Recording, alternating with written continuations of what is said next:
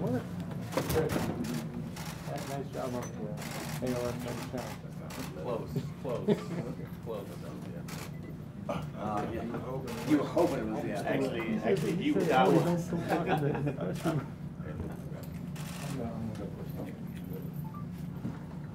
right, first this one on the other side.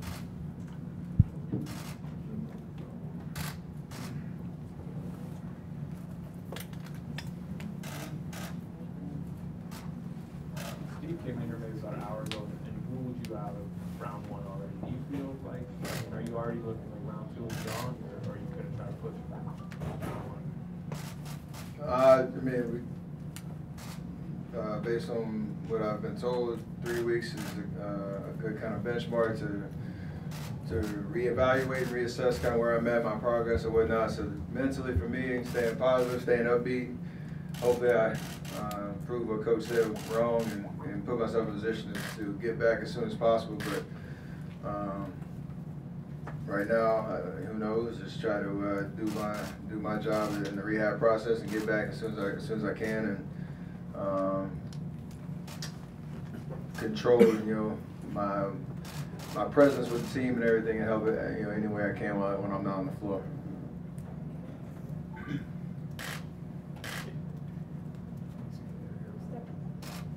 How do you feel physically? I mean, it's difficult to get up those stairs, and what will you be able to do in the coming weeks, I guess, in terms of shooting from a chair or anything? I don't know, really. It's kind of all trying to figure out what the program's going to be day to day. I mean, obviously it's nice that I'm walking and not limited with crutches or anything like that, so that's a positive. And it's also helpful to know, I don't remember the step-by-step approach we had last time, but I remember the feeling of what an MCL sprain is like, and how to kind of work through the rehab process, and the pain and the any sense of discomfort that you feel along that way. So nothing will be new in that front. It's just a matter of dealing with the other knee and working through that process. So as time unfolds, I'll figure out what that means.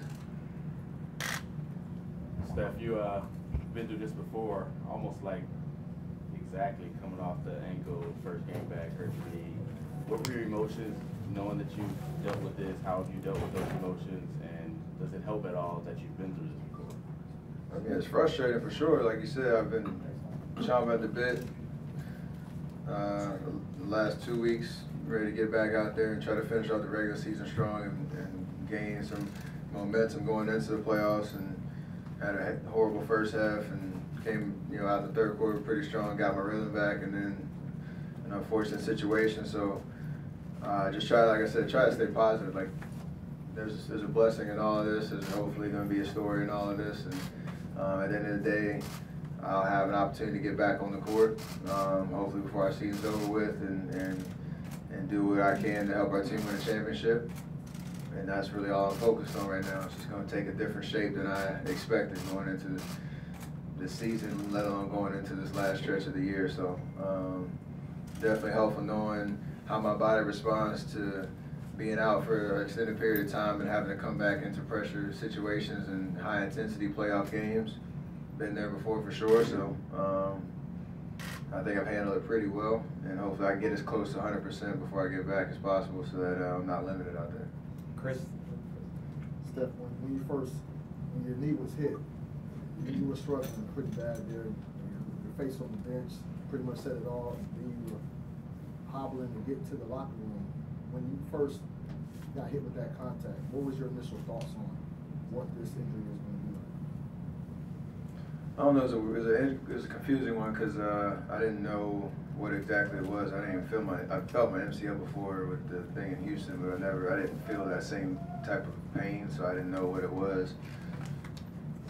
I joked with you, but the first thought was, thank God it's on my ankle. But other than that, I was just trying to kind of take my time and assess what was going on, get to the bench and figure it out. It was kind of funny. I can joke about it. The first thing I heard from the crowd was, "Where are the high tops?" because they thought it was my ankle. But anyway, felt good. I mean, to get back to the bench and just understand, you know, my knee's okay, stable, whatever.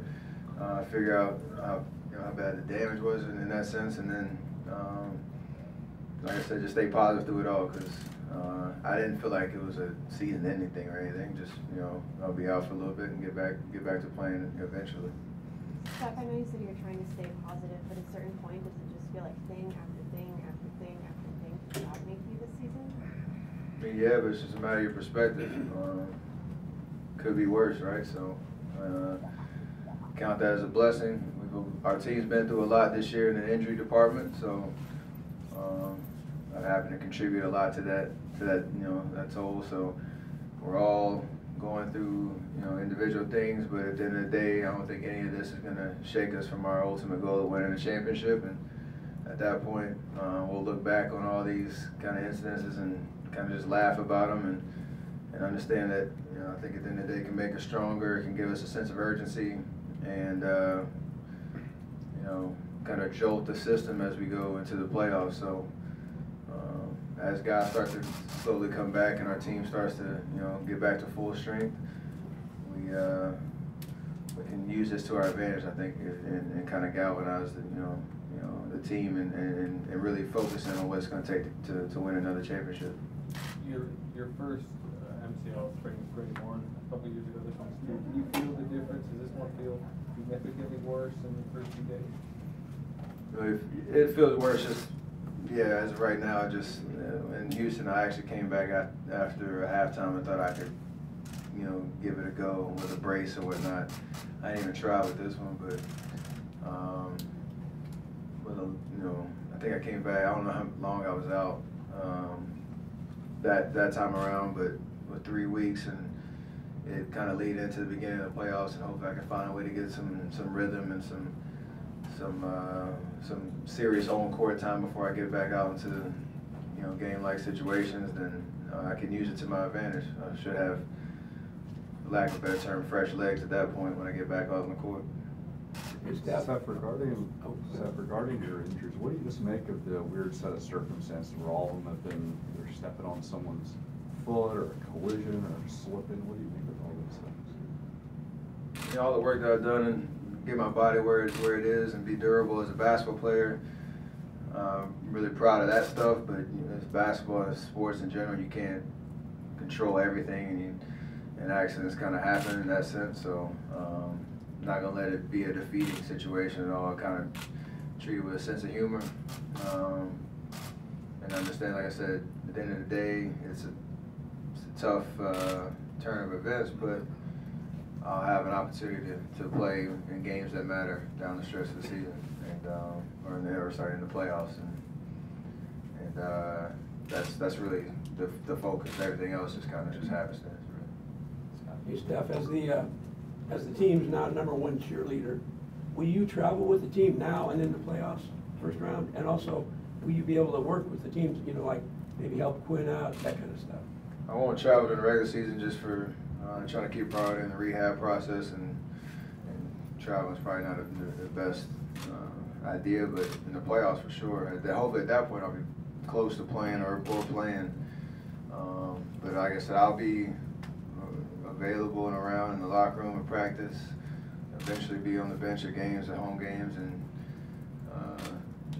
trying to encourage everybody. And I know for us, like, we got 4 all-stars sitting in the back, and 1 is at home right now, and we got Omri back there. We got a nice little crew for now, so I'll have some company, but eventually I'll be the lone soldier out there for a while, so that's not a bad thing. Do you feel like you rushed back at all back in 2016, and will that? It don't matter. Will that dictate maybe how you go about this one?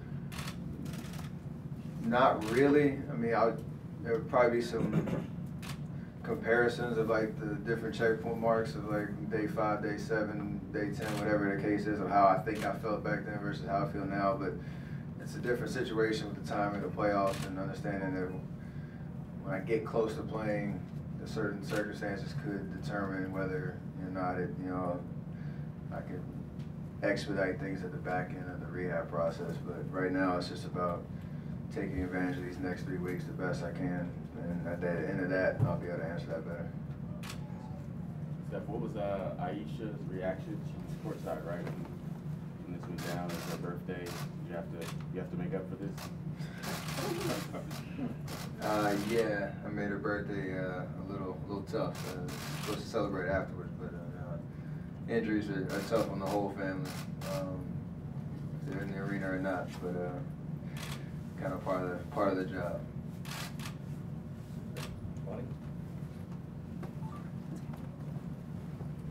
Quinn was saying yesterday that you've really been helping him a lot, and that your relationship with him goes back to the lockout year when you were kind of running the Duke program when Seth was there. Just what have you tried to impart to him? What's your message to him in general? He's an NBA player, and he's on this team for a reason, and he has an amazing opportunity to really show what he's about and help a team accomplish a goal. And to not be passive at all on the court, when he's out there trying to be anybody else other than himself. Be aggressive, be a scorer, be a playmaker, and do what we brought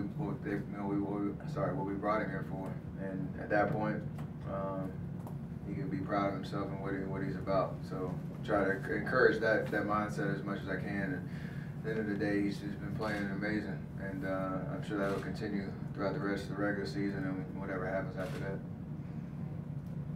Great, thank you. Appreciate that. Thanks, Steph.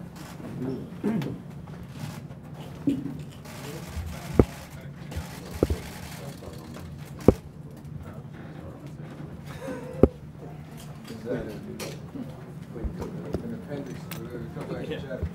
Epilogue.